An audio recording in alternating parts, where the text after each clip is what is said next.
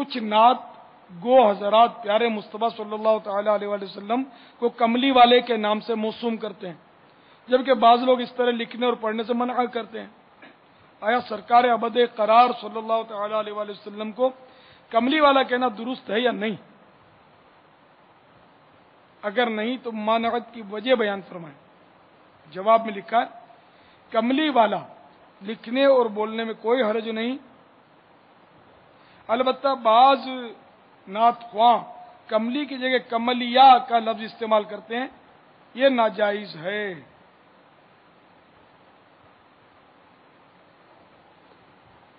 بارے شریعت میں بھی 2-3 جگہ پر مجھے یاد پڑتا ہے کملی کا لفظ، جس میں بہت مضبوط روایت بخاری و مسلم میں۔ اب وہ عربی میں جو بھی لفظ ہو، اردو ترجمہ تو صدر الشریعہ بدر الطریقہ مولانا امجد علی صاحب رحمۃ اللہ تعالی علیہ نے جو کیا ہم اس کو دلیل بنائیں گے۔ تو صحیح بخاری و مسلم میں ابو ہریرہ رضی اللہ تعالیٰ عنہ سے روایت ہے، یہ مکتبۃ المدینہ کی مطبوعہ ہے، لیکن بریلی شریف کی جو چھپی ہوئی بار شریعت ہے نا، اس میں بھی یہی لکھا ہوا ہے۔ تو صحیح بخاری و مسلم میں ابو بردہ رضی اللہ تعالیٰ عنہ سے روایت ہے، کہتے ہیں کہ حضرت عائشہ رضی اللہ تعالیٰ عنہ نے پائبند لگی ہوئی کملی اور موٹا تہبند نکالا اور یہ کہا کہ حضور صلی اللہ تعالی علیہ وآلہ وسلم کی وفات انہی میں ہوئی، یعنی بوقت وفات اسی قسم کے کپڑے پہنے ہوئے تھے۔ تو معلوم ہوا کہ سرکار صلی اللہ تعالی علیہ وآلہ وسلم نے جو چادر شریف رکھی تھی اپنے وجود مسعود پر، وہ پیون لگی، اس کو پیون لگی بھی کملی، یہ صاحب باری شریف نے لکھا ہے۔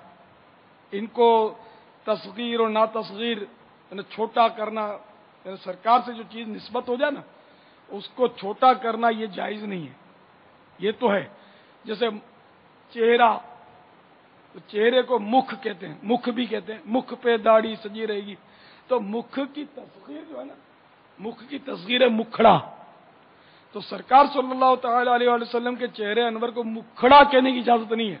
بعض شاعر لکھتے ہیں تو چاند سا مکھڑا، یہ توبہ نہیں، یہ نہیں کہنا چاہیے۔ ہم اپنے بچوں کا مکھڑا ٹھیک ہے، لیکن سرکار صلی اللہ تعالی علیہ وآلہ وسلم کے لیے یہ مکھڑا لفظ استعمال نہ کیا جائے۔ جو بھی اس طرح کی نسبت سرکار سے ہو جائے نا تو وہ اس کی تصغیر نہ کی جائے۔ اب یہ کہ کملی، یہ اس کا مطلب یہ کہ کملی تصغیر نہیں ہے، توہین والا لفظ نہیں ہے، ورنہ یہ صاحب بہار شریعت اس کا ترجمہ جو عربی متن تو مجھے نہیں پتا، تو اس کا ترجمہ وہ کمبل سے کرتے ہیں، لیکن کمبل اور چادر میں ہے فرق اصل۔ اب جس کو کہتے ہی کرسی ہے اس کو خامخواہ کرسا تو نہیں کہیں گے نا، ہم کرسی کہیں گے ظاہر، تو یہ کرسی ہونا اس کا تصغیر نہیں ہے۔ تو کملی والا جو کہتے ہیں وہ کوئی حرج نہیں ہے۔ واللہ تعالی اعلم ورسولہ اعلم عز وجل وصلی اللہ تعالی علیہ وآلہ وسلم۔ صلو علی الحبیب صلی اللہ تعالی علیہ وآلہ وسلم۔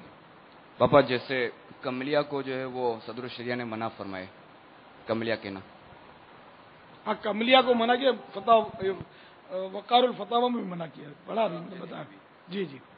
کملیا کا تو اس میں بھی ہے اپنے کلمہ کفریہ کلمات والی کتاب میں بھی صدر الشریعہ کے حوالے سے ہے۔ کملیا نہیں کہہ سکتا، کملیا والا بھی کہتے ہیں۔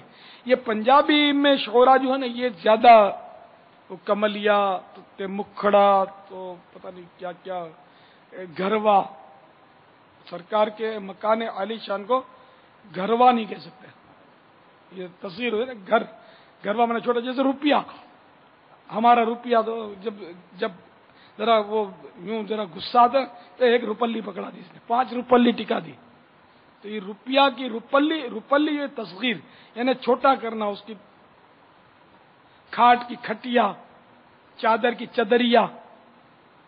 تو اس طرح کے پنجابی اشعار میں یہ کافی میں نے تصغیر محسوس کی ہے۔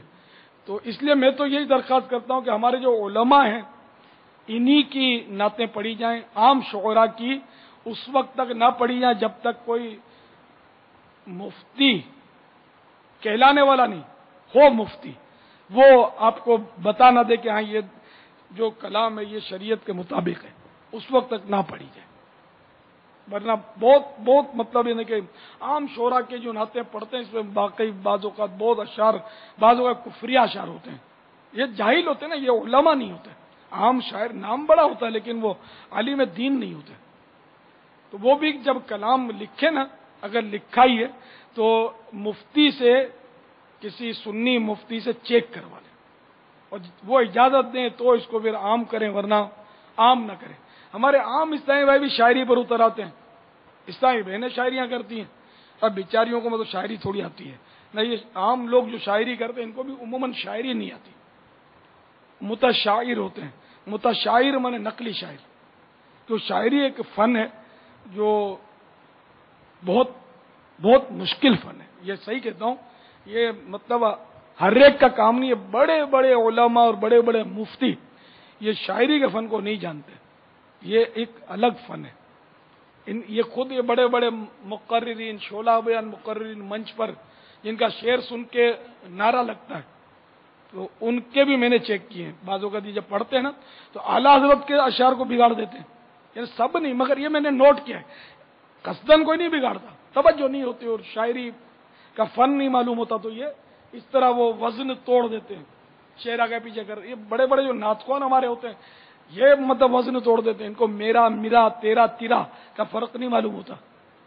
اب آپ کے لیے بھی پہلے نئی بات ہوگی، تیرا تیرا کیا ہوتا ہے، تو فرق ہوتا ہے. یہ تیرا کی مطلب مخفف ہے تیرا، تاکہ نیچے زیر آئے گا تیرا. میرا میم کے نیچے زیر آئے گا میرا. تو میرا کہاں لگے، میرا کہاں لگے، تیرا کہاں بولا جائے، تیرا کہاں بولا جائے، یہ تو ظاہر کہ جو فن جس کو آتا ہوگا اس کو سمجھ پڑے گی. ہر ایک کو سمجھانا ہی بہت دشوار ہے. اشعار پڑھتے ہوئے وزن ٹوٹ جاتا ہے. لکھنے والا صحیح لکھا ہوتا ہے لیکن پڑھنے والا توڑ دیتا ہے. یہ ہوتا ہے، مطلب بڑے بڑوں سے اس طرح بے احتیاطی بھی ہوتی ہے، بے توجہی سے بھی ٹوٹتا ہے. بعضوں کا اچھا خاصا شاعر ہوگا وہ بھی غلطی کر جائے گا. بہرحال ایک فن ہے علم عروض، یہ ہمارے یہاں فن سکھایا جاتا ہے یہ. لیکن پھر بھی میرے کو لگتا ہے علم عروض جو پڑھ بھی لے وہ شاعر بن جائیے شاید ضروری نہیں، اس کے لیے تجربہ چاہیے. واللہ تعالی اعلم ورسولہ اعلم صلی اللہ تعالی علیہ وآلہ وسلم. لفظوں کا ذخیرہ بھی چاہیے، لغت پر نظر چاہیے.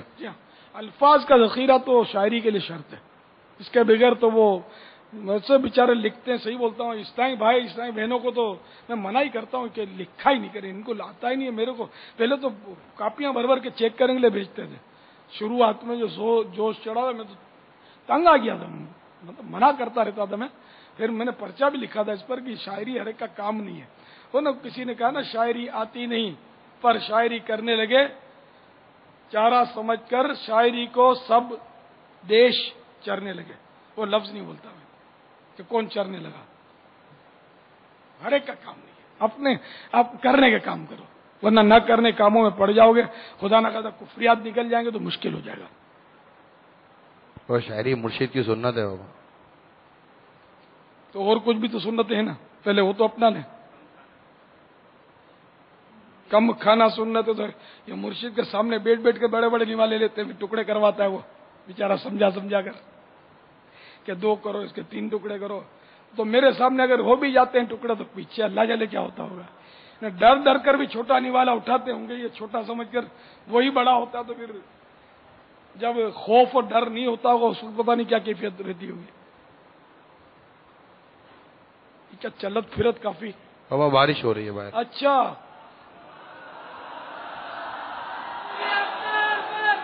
اے ابر کرم اور برس اور برس اور برس.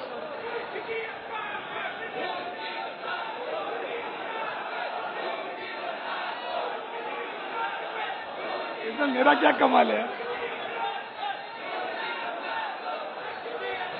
باپا آپ نے کل فرمایا تھا نا مگر وہ آج اس کا مطلب یہ کہ نہیں، اس کا مطلب یہ کہ آپ نے آج چاند ڈھونڈ لینا ہے. اور تو میں یہ بھی تو عرض کر رہا ہوں کہ اللہ ایک اور دن دے دے تو یہ بارش جائے گا، ابھی سوکھ جائے گا. کل رات کو پھر جمے لوگے تو میری ناک کٹے گی. یا کائے کو میرے کو رسوا کرتے ہو. ابھی کل کا دن ہونے دو. اللہ کرے کہ ہم کو یعنی میری واہ واہ ہو جائے، مجھے یہ نہیں چاہیے.